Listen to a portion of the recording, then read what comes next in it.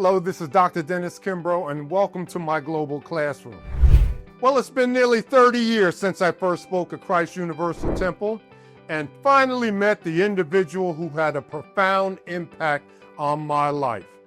I'm referring to none other than Reverend Dr. Johnnie Colemon. And if the name doesn't ring a bell, well, it should. By the time I met Dr. Colemon, I had already rubbed shoulders with Eric Butterworth, Robert Schuller, the Honorable Louis Farrakhan, and even Reverend Ike.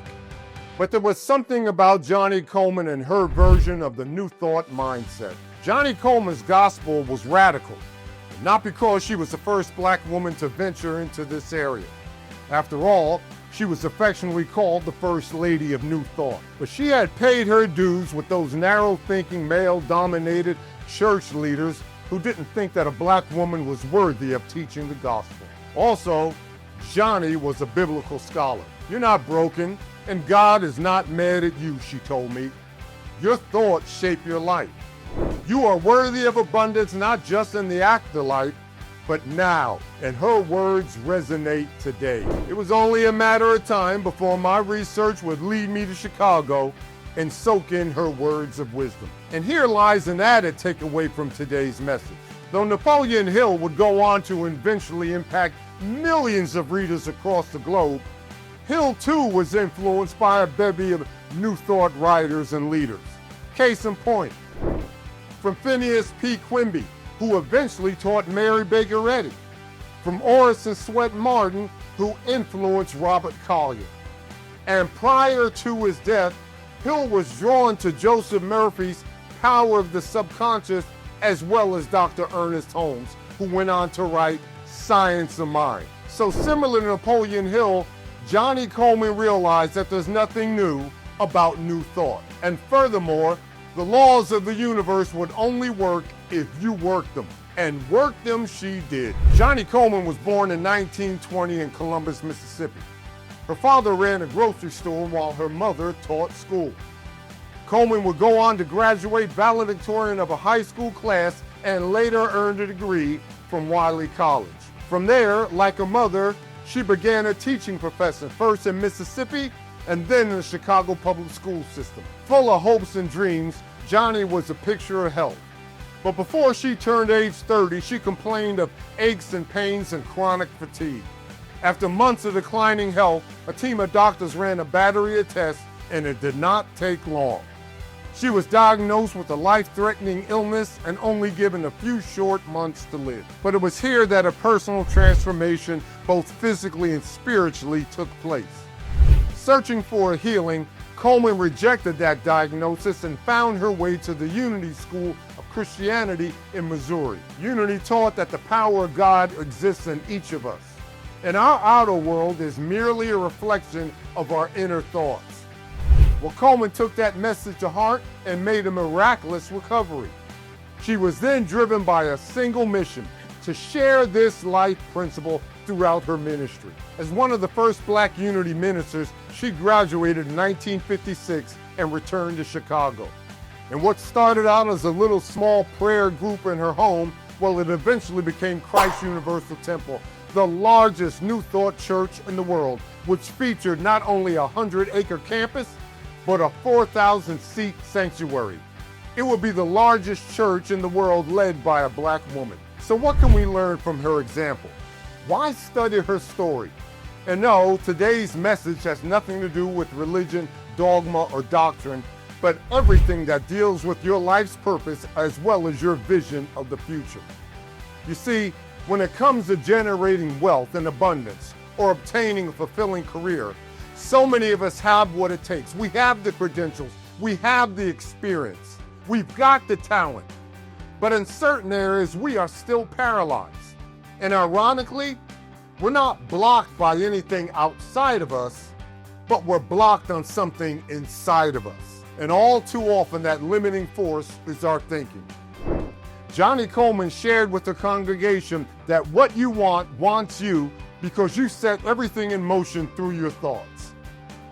Well, I could talk forever and expand on everything that she has taught me, but I would be remiss if I failed to share her best quotes and tidbits. And here are my three favorites. Number one, your greatest gift is your ability to change your mind. You see, in every moment of life, we are given a choice.